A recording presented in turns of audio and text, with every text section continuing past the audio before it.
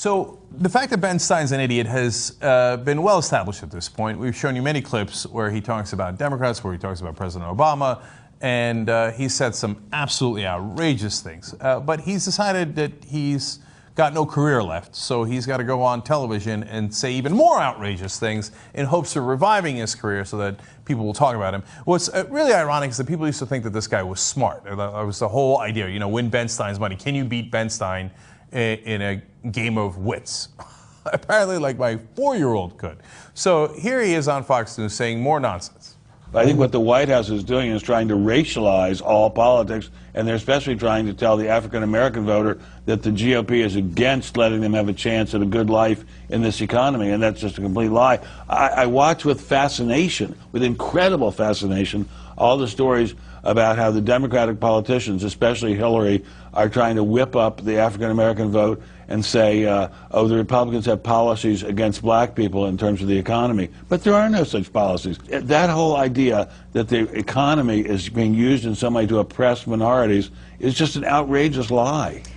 It's outrageous, outrageous. Well, the Republicans have been going out of their way to help African Americans for so long. Like when they ran the Southern strategy and said, okay, what we're going to do is we're going to appeal to Southern white racists by discriminating against blacks so that they'll vote for us. The racists will vote for us because there's more white people in the South than black people. We're going to flip the South from Democrat to Republican.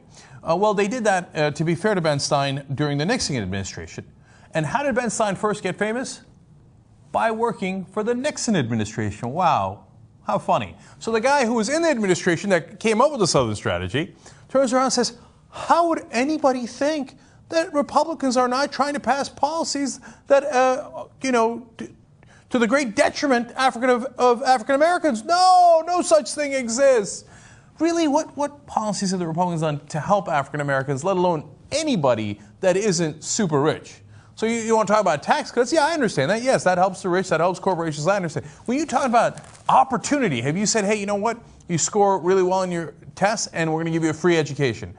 The Republican heads would explode. We have no money, no way, bootstraps. You want to cut programs that help people who need a hand up, right? Not a hand out, but a hand up, as Clinton used to say. That's true. Do Republicans want to do that? No, they don't want to do any of that. And this guy turns around and says, no, it's all a lie. Okay, but that's nothing compared to the two things he's about to say. Watch. Well, but what do you say to their claims that Republicans cut budgets, they cut programs that help minorities, that help poor folks, that they are to blame because they make things tougher on those who don't have advantages and are disadvantaged? The cuts have been absolutely minuscule, absolutely tiny, unbelievably small, and much more important has been the fact that the Republicans, by virtue of supporting the policies that stopped the crash in 2008, 2009 from being a Great Depression, stopped a real economic catastrophe. I mean, the Republicans are the ones who saved this economy, not the ones who ruined this economy. And as I say, whatever little tiny cuts they might have made here or there in welfare programs, and they were tiny, absolutely tiny. Look, by the way, let me back up a second, Shannon. What are they talking about? More people are on food stamps than ever. More people are getting welfare than ever. What cuts are they talking about? More people are getting government-subsidized health care than ever. What cuts are they talking about? It's all a way to racialize voting in this country. This president is the most racist president there has ever been in America. He is purposely trying to use race to divide Americans. Anyone who investigates it even a little bit knows it's hogwash. Yeah, no, I know. The first African-American president is the most racist. By the way, he's not just African-American, right? He's half black, half white. But he's racist apparently against, what, one side of his heritage or maybe both sides of his heritage? Who knows? He's the most racist there is. Probably hates all different races, right? Now, President Obama, who dares to go after, in the tiniest way possible, the incredibly rich folks on Wall Street who happen to be largely white, apparently, how dare he speak so racist? He's trying to help other people by saying, hey, you know what? This economy was ruined, and here are some of the different ways that we can address that. Oh, yeah, trying to help black people. Racist.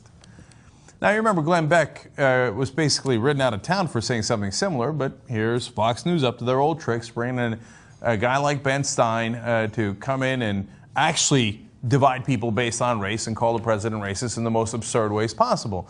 But you got a sense of how insane Ben Stein is from the earlier portion of that video when he said the Republicans didn't crash the economy, they saved the economy. Wait.